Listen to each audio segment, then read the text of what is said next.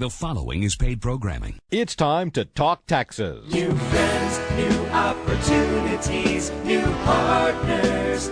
EG Tax. It's Ask the Tax Lady with Esther Gulius and EG Tax on News Radio 930 WBEN.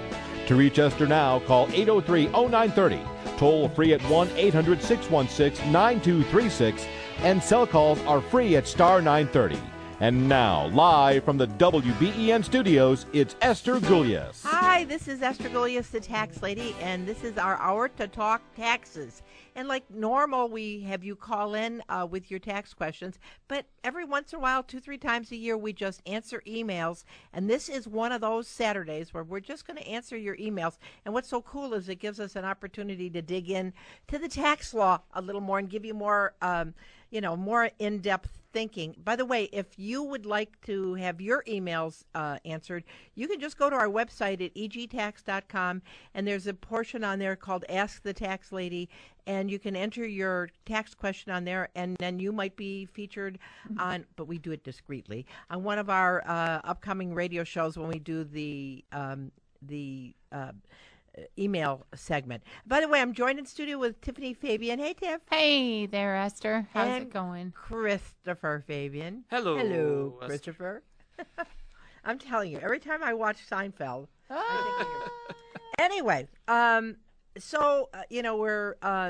we're obviously well into the tax year of 2017, and we're kind of sitting around with bated breath, wondering what's going to happen with the changes in the tax law. And we always tell everybody, you want to make sure that you don't do any major tax moves right now before they change the tax law, because they're not sure if they're going to change it, make it retroactive, keep it the same.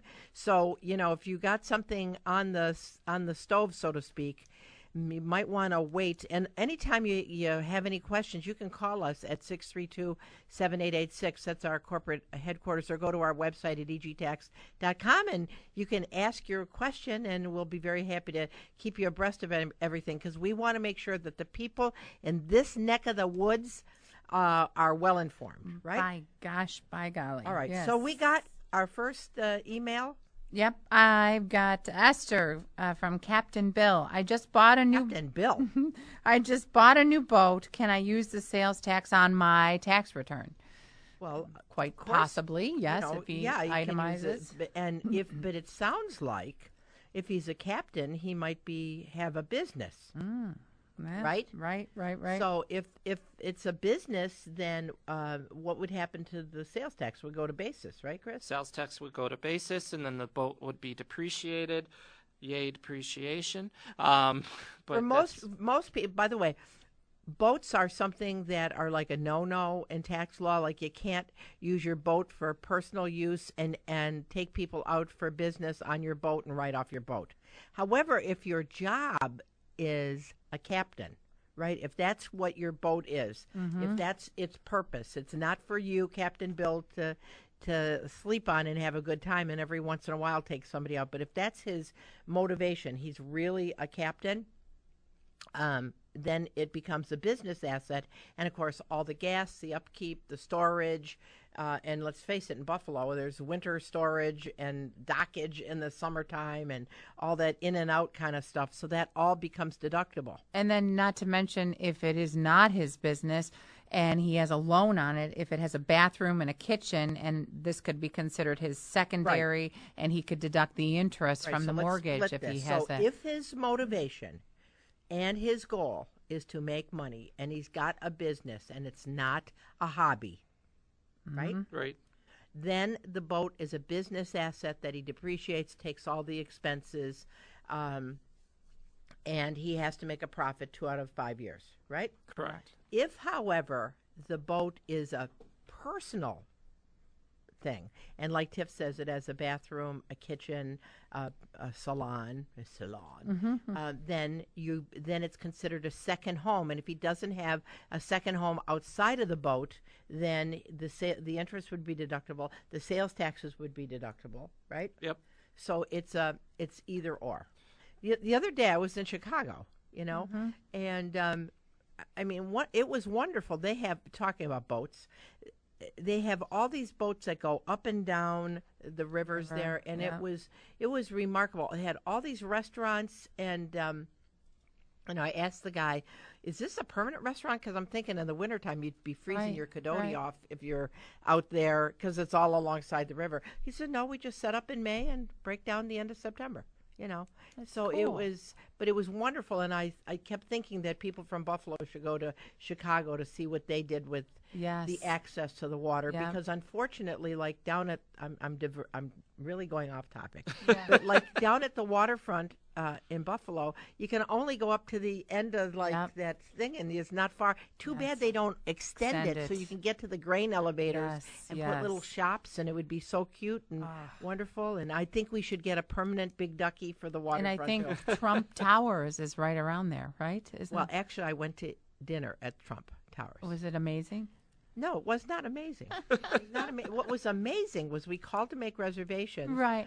And boy, I'm really getting off topic. But we called to make reservations, and to make reservations at the Terrace, because that's the cheap place to eat, Okay. they make you pay $100 per person for the reservation, and it doesn't go towards the food. That would be like making an appointment at my doctor's and them And they don't- charging. and it doesn't go toward your doctoring. Oh my! You can make money.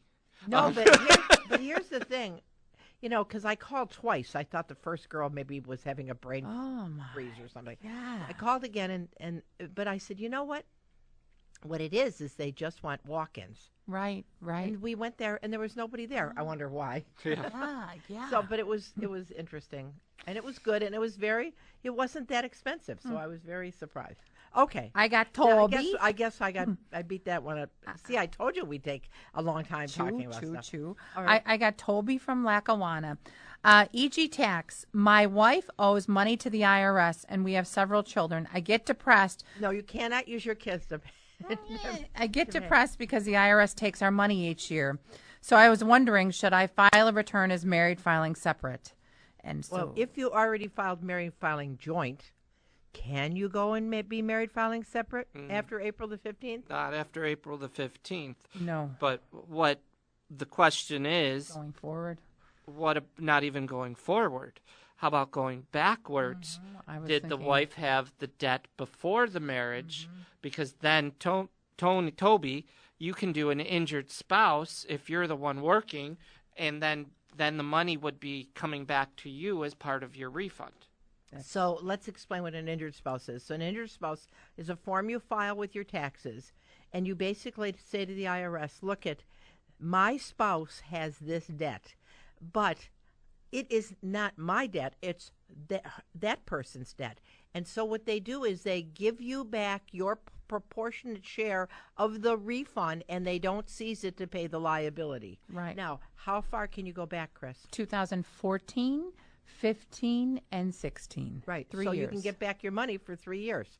and right. you can do this for the state. You were going Right. to say. And I I'm was going to sorry. say, and depending on how much money your wife owes, you may want to look at into an offer and compromise and then settle this for pennies on the dollar, and then it's all done.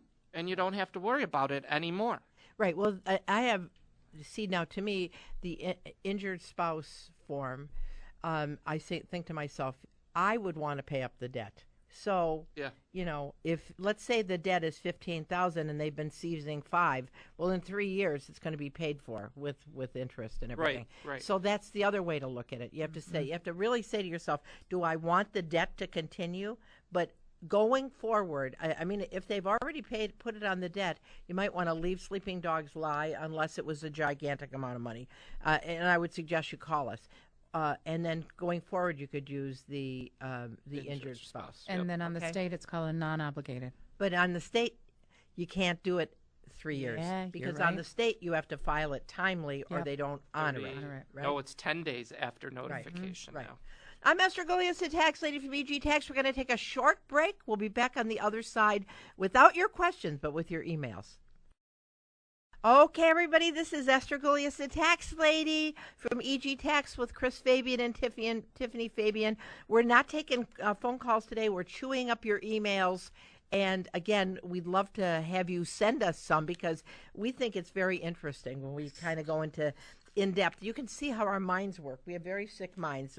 If this happens, then that can happen. But if that happens, then this can happen. There are a lot of options with taxes, and not everything is just black and white and cut and dry. A lot of it has to do with motivation and what you decide to do. So, like on that last email, if that gentleman wants to go back and get his refund, if he had if for her debt, then he can do it. But if he thinks, well, I'll just leave the money to pay down the debt, that's a good option too. Or the and option then of offer the and compromise. Okay, which EG Tax does, right? We do. And hate to say pennies on the dollar, but our cost of doing the offer and compromise is pennies on the dollar compared to the people you see advertised on TV. We had somebody 2 weeks ago said they paid somebody $20,000 for it, and nothing got done. Yep. They took their money and ran. His Social Security, they've been taking like half of it. The IRS has been taking half of it. Did we stop it? It's the debt's all paid, and he's an older guy, and he's got 4 more payments. And that's what happens so many times is that people have a tendency to say, "I don't know what to do." They're like a deer in the headlights. They don't know what to do, and so they do nothing. Yep. Yeah. And that's all the way through their entire life. And that's part of what I think that we do so well at EG Tax is that, yes, we care about your taxes, obviously. Right. But we also care about your finances. Yep. And you would never do something to save income tax that hurts your finances. I was talking with a client yesterday at the office, and they're getting ready to retire. And she has a small business, and she says, well, we're thinking about paying off our house, but I don't want to lose the tax deduction for office and home because she has a home-based business, a very successful one. I said, you don't lose the deduction for office and home just because your mortgage is paid off, And I said, plus, if you're paying, let's say, $10,000 in mortgage interest, all you're saving is that percentage of the home use times whatever tax bracket you're in. So I said to her, in your situation, it's about $2,000 that you're saving. So you're paying $10,000 to save $2,000. So pay off the debt. And so from a tax perspective, yes, you pay more taxes. But from a financial perspective, you save a lot of money. It's sort of like you're in the dark and we're guiding you and helping you to avoid those things you could stumble. Yeah, go to the light. All right. But, before we take the next email, about ignoring, you get those letters from the IRS or New York State. Don't ignore them. Don't just pay them. Let us, somebody, a tax professional, take a look at it and see what's going on. What's even cooler, I mean, you talk about don't pay it. The state of New York is very cunning. They just they reduce your refund and send you the balance, and they say you have to prove this stuff or we're not sending you the rest of the money. So if you got one of those letters, and then I had a client yesterday again who was supposed to get a $3,000 refund from New York State, and he's a local pastor, and so he gives tens of thousands of dollars. And they said, well, here's a refund of $1,100, and you have to prove your tithes and offerings, or we're not giving you the rest of the money. And he says, Esther, should I really send? I said, Pastor, yes, you send that. Yes. So we got it all together. I said, my gosh. They're hoping you don't. Right. So anyway, if you got a shorted New York State refund, give EG Tax a call. We will help you. I think one of the emails here is somebody got a letter. Anyways, what do you got, Chris? Okay. Roger from Curfew. I have a Curfew. Curfew. He has to go to bed, okay? I have a small business. I think I really don't know if I'm a business because I haven't registered with anyone. But I do make money from a cleaning business. I have sales of $1,000 each week, but I pay for the cleaning supplies and other expenses. My questions are this. Do I really have to do anything with this money since I'm not registered? If I do, then do I pay the IRS from my sales? How about sales taxes? Is there anything else I need to know? Yes. You should go pick out a striped shirt. If you don't, a black and white striped shirt, because they will put you away. You have to report all your income. Yes. Right? And so registered or not. Because when you're a sole proprietor, you don't necessarily have to register. Right. Right? Unless you have employees or you have to or report sales tax. Right. And just because you aren't collecting the sales tax doesn't mean you're not responsible for the sales That's tax. right. Right? That's right. So, His sales tax would be about, at $1,000 a week, would be about $4,500 a year. right. So if he didn't pay that and New York State found out, that would be turned out to be probably about $20,000 in the matter of a couple years. Yeah. Between the penalties and the Right. interest. So, Roger, first of all, you have to realize you are a business, number one.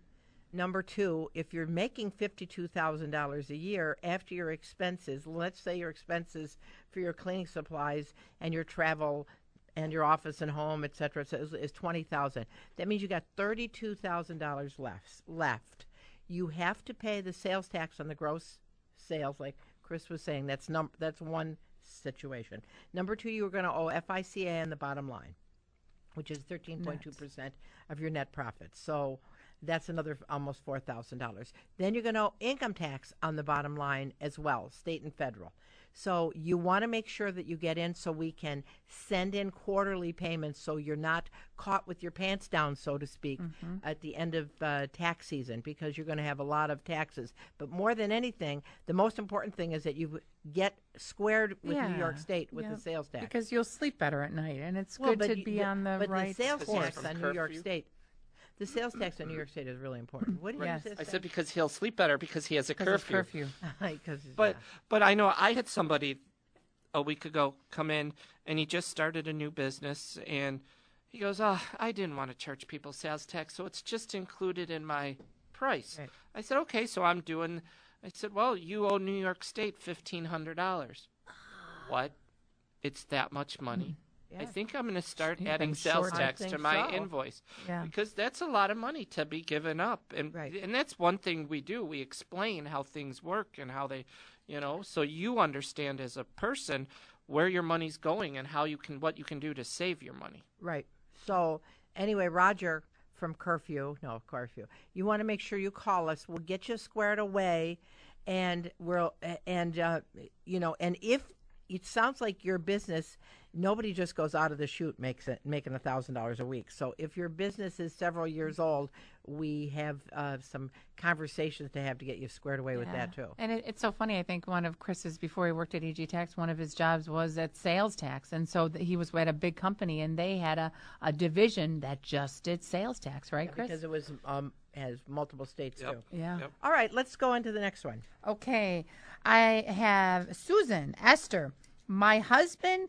Oh, boy, this is very similar. I apologize. I'm going to go to Mike and Shannon. We are currently looking for our first house, and I have a question for you. What can we deduct out of the closing cost? Our real estate agent told us that all of the expenses are deductible. Is that right? And the answer so mad. is no, unfortunately. You should not get tax advice from your realtor. Or your lawyer. Right. Sometimes. Well, I mean, sometimes. Well, Sometimes your real there's estate lawyers. lawyer. I mean, it's Yeah. right. The only thing that's deductible on a personal home are two things. Interim Your interest. interest, and your taxes. Right. The property your points. taxes that you reimburse the seller and your interest. Now, the interest can be points, Yep. right? And it can be interim interest, and that's it. That's all you can deduct on your personal home, unless you have an office and home, and then that's something completely different. So on your closing statement, when they have escrow that they're putting in advance, that's going to be deductible later. That's not deductible. Your Lawyer fee. lawyer fees are not go to basis, or it's not deductible. The property taxes you reimburse the seller, that's deductible. Interim interest, that's deductible. Points you pay, that's deductible. I was thinking, I did one of your clients this tax season, and they couldn't get into you, Esther, because you were booked. So I saw them, and they were a young couple, and they bought their first house, and they saw me, and they thought they were going to have this large refund because their real estate agent said that they could deduct all these closing costs, and I had to break the news to them. And I'm thinking to myself, but they thought if they saw Esther, it would be better. But Yeah, well, the answer wouldn't But be. how many people do we have that come in and go, "I bought my first house. I'm going to get all this money back this year." And they bought it. They closed in December Right. or October, and it has no impact. So when you close on your house, your mortgage, your property taxes, that all comes into play. There's not a magic button that says, oh, you bought a house, you get all this money back. That's Well, not the... and then the other thing is people don't know that your deductions are multiplied by your tax bracket. So if you had, let's just say you had $50,000 in itemized deductions from purchasing your first house, which would be astronomical, right? And it wouldn't be deductible anyway, but let's just say it was, and you're in the 10% bracket. You only get 10% of $50,000 or $5,000 back. So you'd never get anywhere near what you paid. That's right. So that's what people need to know is everything's multiplied by your tax bracket. And then not to mention this year, energy credits for 2017 are gone. So if you do anything like that to your personal house, unfortunately, that won't help, but it will add to the basis of your house. Right, but again, we don't know what's going to happen Correct. with Congress, if anything. Mm-hmm. So it's so contentious. So that's what's really important. And by the same token, your income is multiplied by your tax bracket. So if you're in the 10% bracket and you make $1,000, you pay $100 in taxes on that $1,000. Everything is modified by whatever your tax bracket. If you're in the 25% bracket, $1,000 would be $250 you'd pay in income taxes. So, okay, we're going to take a short break right now. I'm Esther Gulius, the tax lady. We're going to take a short break for the news, and we'll see you on the other side. Hi, I'm Esther Gulius, the tax lady. Thanks for joining us here on Ask the Tax Lady. This Saturday, we're doing our email, so we're not taking phone calls. Gives us a great opportunity to talk in depth about taxes and tax issues. And we just want to invite you, like, during the week, if you're sitting by the beach or you're on vacation and the subject falls to taxes, you can just go to our website at egtax.com, ask the tax lady. Within minutes, I will answer you back and give you the answer to your tax question, or anytime you can call us at corporate office, and we're happy to help you. There's no charge. So, and you know, you listening to our show during the summer, we have different people to help us. Our summer series. We have good lawyers. We have a good insurance guy, education, health, real estate agent. We can help you. If just call us and say, hey, what was that again? We'll pass on names and numbers. We want to make sure you, our listeners, are getting taken care of the best that you can. Right, that's right. And we do. We think we have some phenomenal experts that are part of our team. Yep. Right. Okay, let us go back to our questions. What do we got, Tiff? I've got Roxanne from Lancaster. I like Roxanne. I would love to have been a Roxanne. I'm an Esther. Esther. Don't you think I would have been a great Roxanne? Yeah, Roxanne. But then it would be RG Tax Service. That's true. That's true. I've often. I was at a wedding one time, and the lady's last name was Sunshine. Oh. And I thought I would have loved to have been Esther Sunshine. Oh. But then, okay. All right, never mind. She says, Esther, I just received a letter from the IRS about the premium tax credit that I claimed on my 16 return. The letter states that they need a copy of my Form 1095A and Form 8962. But wasn't that provided when I completed my return? Why do they need another copy of this? And I have health insurance through the marketplace this year. Will I have this problem again? Yeah, you might. Well, the fact is don't ignore the letter. Make sure you answer it. Bring it to our office. A lot of times, the IRS they need another copy of the Form 1095A and the 8962. Maybe you switched from Blue Cross to Independent Health. So for 2 months you are on one, and 10 months you are on the other, and you only gave your 10-month 1095A. You need those other 2 months because the IRS knows, and they want to see the impact because that subsidy you're getting impacts your return. And if you understated your income when you applied, you're going to pay back a lot of your subsidy, where if you overstated your income, guessing it was going to be really high, you may end up with getting a lot of money back when you file. And it's really in other words, if I can put this, let's say that, because let's face it, when you're at the marketplace, they kind of say, why don't you take a guess at what your income's going to be? Mm-hmm. And you're thinking, well, I might make 75, but I might make 40. So you put 40 down, right? But you end up making 75. Well, they were kicking in on your behalf to pay for your health insurance. That's called a subsidy. that you should have been paying because you wouldn't have got the subsidy had you put the 75 down, or if you would have let them know that you're at 75, they would have reduced it. So now at the end of the year, when they reconcile what really happened, not from what you guesstimated, but what really happened, if you had more income than you told the marketplace, you're going to pay them back. That's right. That's right. So now, if she ignores this letter for the 1095A, what they'll do is they won't give her the premium tax credit. Right. And also, as you said about overestimating your income, if there's any changes in your income, you're supposed to go back to the marketplace and readjust what it is that you reported. And include your spouse's income. You know, and certain dependents. Certain dependents. It's your household income that goes on that application for health care. Yeah. So anyway, so not good. So the 1095A form they need. But the bottom line, if you're getting letters from anybody, give EG Tax a call. We'll be very happy to help you. There's no charge. That's right. Okay. What else we got? We have Mark from West Seneca. Tax lady, I'm thinking of selling my business this year. I have been offered $200,000 cash, which is so tempting. Is it all taxable? What am I looking at in taxes due? Suggestions? Okay, well, it all depends on what they're buying. If they're just buying the business, are they buying inventory? So it gets to be very complicated. So the first thing I'd suggest is that it's probably going to be mostly taxable, assuming that he had zero basis in the business, unless part of it's inventory. Or equipment. Or equipment that hadn't been depreciated. But assuming that it were, just in the simplest sense, something with a zero basis, right? It's all been fully depreciated. There's nothing left in it. There's no inventory. Then it's going to be a sale of capital asset, and it sounds like he's going to pay around at the 20%.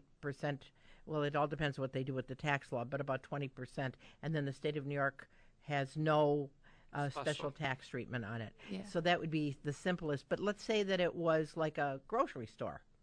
And so he's offered $200,000, but included in that is $100,000 in inventory, right? Yep. And, then if that goes with the sale, then that's not going to be taxable because he already paid taxes on the inventory. It would adjust the gain. So it's so funny. Saturday, as I was walking out, somebody was I was shopping, and somebody stopped me, and they're selling their business, and we got caught up, and he didn't even mention the tax consequences of selling his business. And so I'm really glad the person's asking the right questions.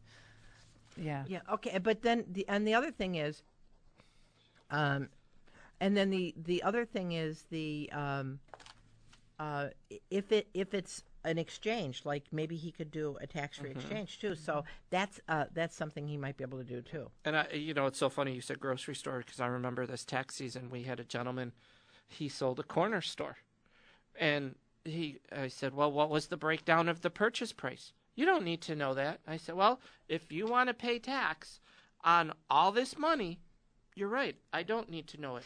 But since he probably bought all your inventory, bought the shelving, bought the cash register, that would help bring down that income and maybe only pay tax on $50,000 instead of, we'll use the $200,000, and it's going to It's wild to do that homework. Right. I mean, and if you do have inventory, the important part is you buy the inventory and you can't take the expense for the inventory till you sell the assets. Yeah.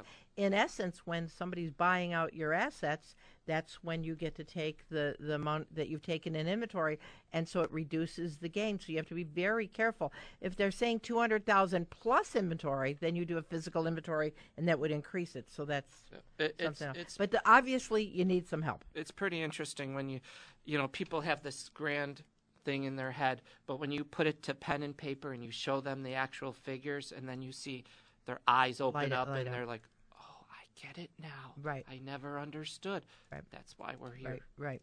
Okay, what else we got there? I have Larry. He writes, Esther, unfortunately, I just lost my job. I'm age 57. I have 2 months severance, and I can collect unemployment. If I collect unemployment, I won't have enough to live. So I'm thinking of going into my 401k for about $1,000 a month. what should I do for withholding because of the penalty? The truth is, if you're over the age of 55 and you lose your job because of a displaced worker, you can avoid the penalty, which is really exciting. Right. So he doesn't have to pay that 10% penalty. But he has to pay the income tax. Right. Right, and then so you really, it's hard for us to say without the actual figures, because how much did you make up until then? How much is your severance? Are you going to make 60,000, or is it going to be 40,000?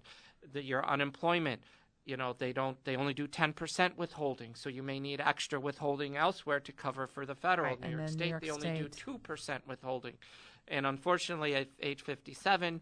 New York State, your pension is still going to be taxable, so you got to do not a lot of withholding, but you got to think cover that liability. Too. So, but again, getting another in job. Some of these situations, it's best to just come on in. There's no charge for the consultation, and we'll actually show you. I was just planning the other day with somebody who's looking at retiring, and they were so afraid that they wouldn't be able to afford to retire, but he's going to retire at 62, and he never even factored in, guess what? Social Security. Because he was told to wait till he was 70. So I said, okay, no problem. So he told me how much his Social Security was supposed to be at 62. I multiplied it by 12, multiplied it by the number of years, whatever it was, and he was leaving like $160,000 on the table. And I says, okay, so now at 85 you break even. And he said, what? I said, it's true you're going to get a lot more money at 70, but for those 8 years, all that money is still at Social Security, and you don't break even on that increase until about 85. And he said, I never knew that.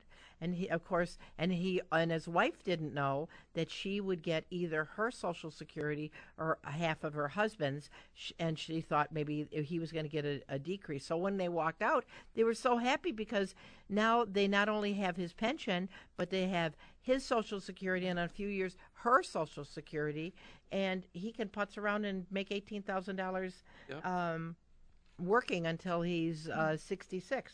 Yeah, without having to pay any of the this Social guy, Security back. Larry, he's 57. I mean, he might want to get another job, especially if he's going to have to dip into his 401k. That's right. I mean, Larry, I would tell you, I wouldn't do my 401. Here's the thing about getting old. You don't want to spend your money because there comes a place where you can't work anymore. And if you have used your money up front, what do you do at the end when you can't get a part-time job? I would suggest that you get a job with the unemployment rate being so low. They are looking for people to work, and it should be fairly easy for you to get at least some type of job. Yeah. I'm telling you, one of the way you're going to look for a job is Indeed. And when you're at the employment agency, all these jobs that are open are online, and we can actually help you with that a little bit, too. You were going to say something, Chris. Oh, yeah. I mean, I know a great place to get a nice seasonal job. That's right. But and actually, those people train you, too. Yep. And they train you for free. And that would be EG Tax. That's right. That's right.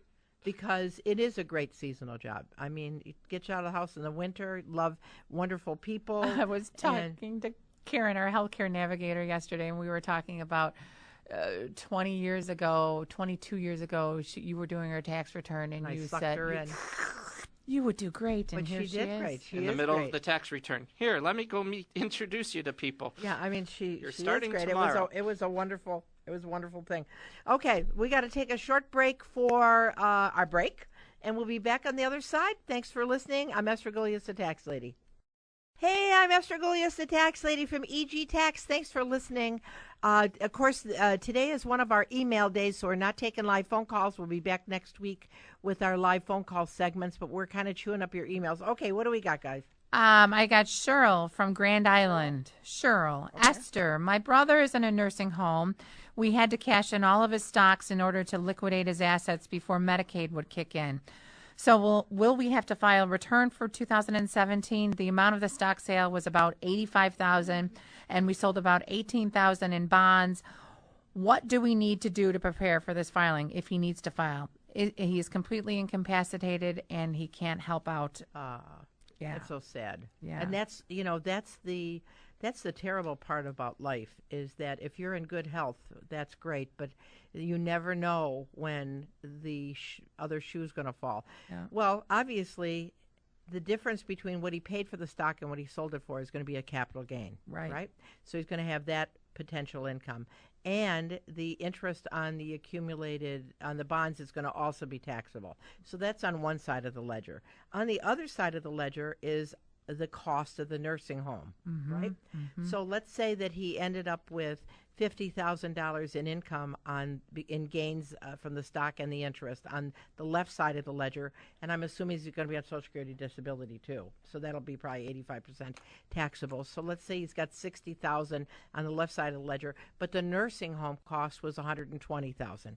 So if that's the case, he will pay no taxes because the nursing home is going to offset the income that he's going to, but he does have to file. And then don't forget, if he's in a nursing home in New York State, if they charge a New York State assessment tax, there's Because a if he's possible private pay, refundable credit that you would be entitled to. And so make sure you talk to us about that. But there is some, there's going to be some. 258, right? Yep, that's right. There is going to be some homework. You're going to want to find out all the dividends that he's paid taxes on for that stock sale throughout the years, if he has.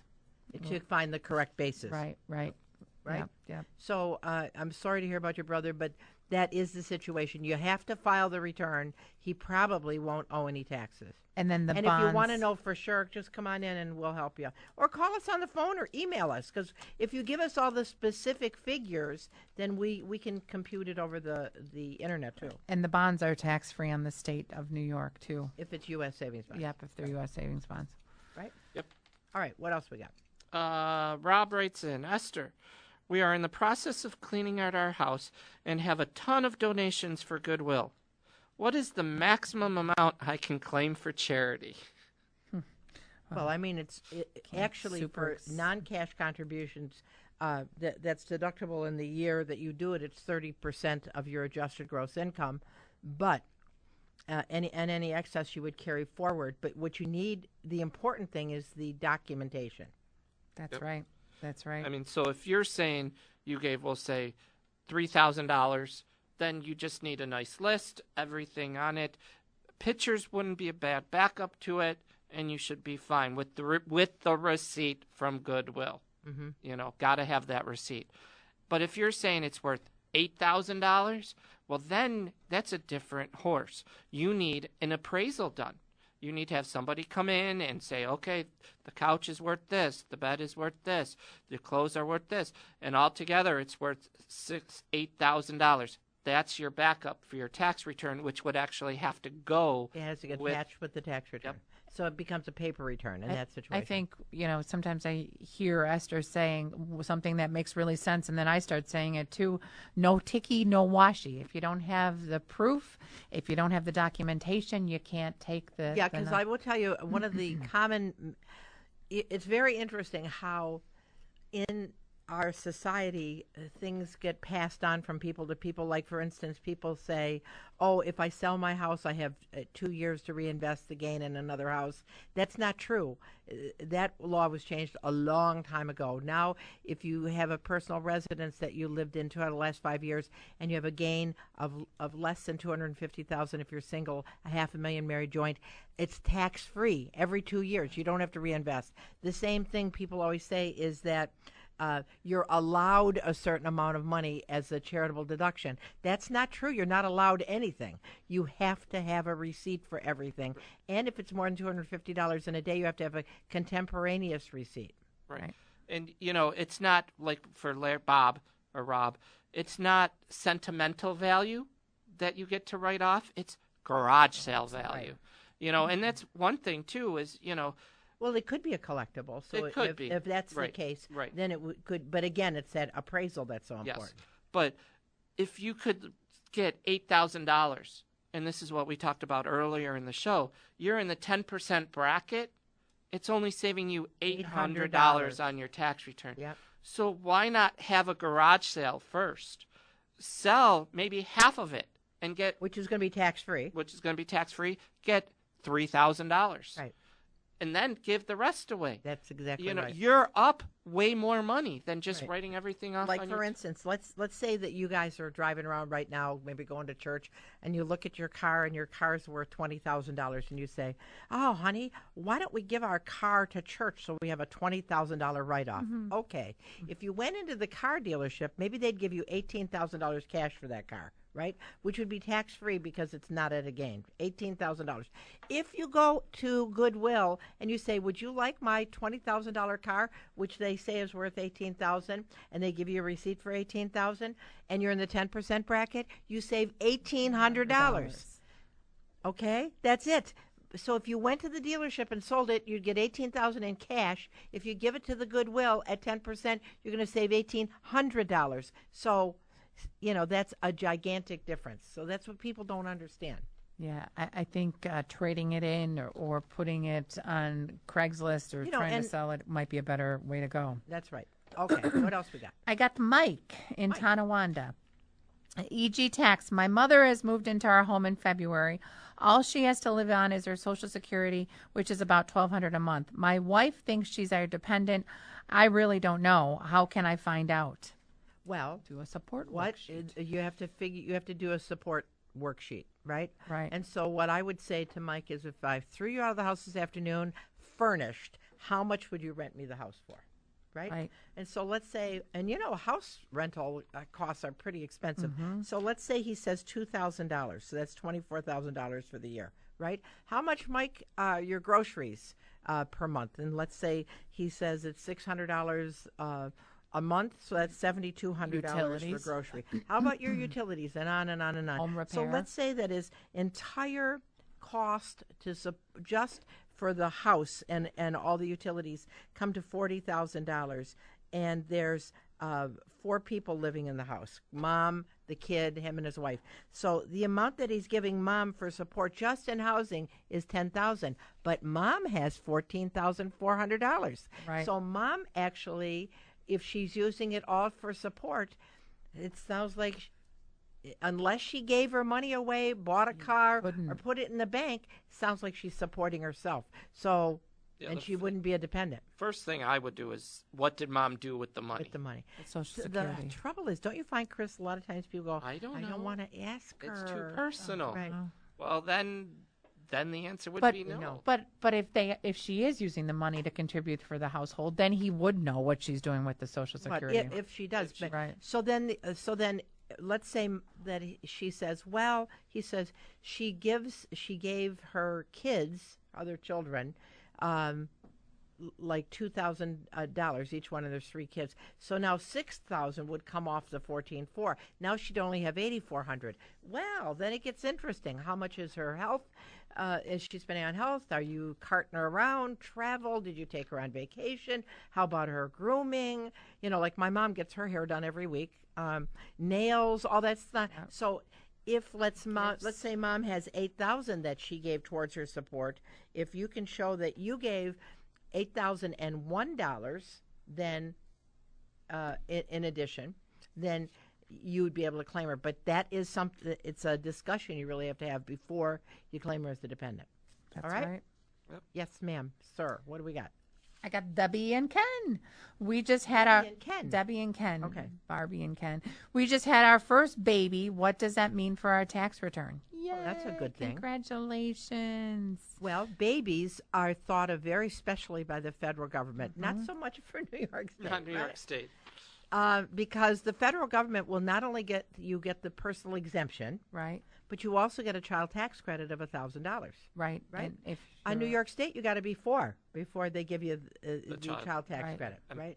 But you will get a dependency exemption Exemption. in New York State. So it's child on tax day is a lot of wonderful things, And then the rest of the year they just cost you a lot of money. if you're a lower income person and you don't earn enough to yield that entire $1,000, there's something called the additional child tax credit that you might be And it able might afforded qualify you to for an earned income for an credit. earned income credit. Absolutely. Right. So if your income is like under $30,000 and you have 1 child, you might get an earned income credit too. So all of that adds up. So I think the best thing to do is to give us a call at the office at 632-7886. And then if you have child independent care, is that what Right, you were going to daycare. say? Yep. Daycare, there's also a credit on the federal and a And it's refundable refundable on on New York the State. state.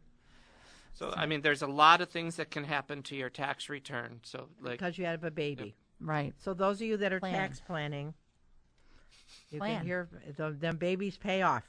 Okay, we got time for a short one? Really, really short? oh boy, really, really short. Probably. not. I got one. Yeah. I don't know what it is. It says, tax lady, I have a rental in California, so I was wondering Oh.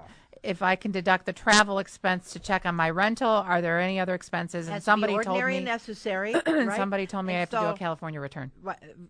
California, you have to do a California return on your rental, and it has to be ordinary and necessary. So, like, if you're going to California to do your rental, and your rental is one little house, and you're there for 4 months, and you say it was ordinary and necessary, it's not really. So, you just got to make sure that you can do that. Hey, we ran out of time. I'm Esther Golias, the tax lady from EG Tax. If you need help and with any letters, any correspondence, shorted refunds, give EG Tax a call at 632-7886. Go to our website at egtax.com. We want to help you. Until next Saturday, I'm not Christopher. You're I'm Esther. Esther Golias with Christopher Fabian and Tiffany Fabian. Have a wonderful week. God bless. Bye-bye.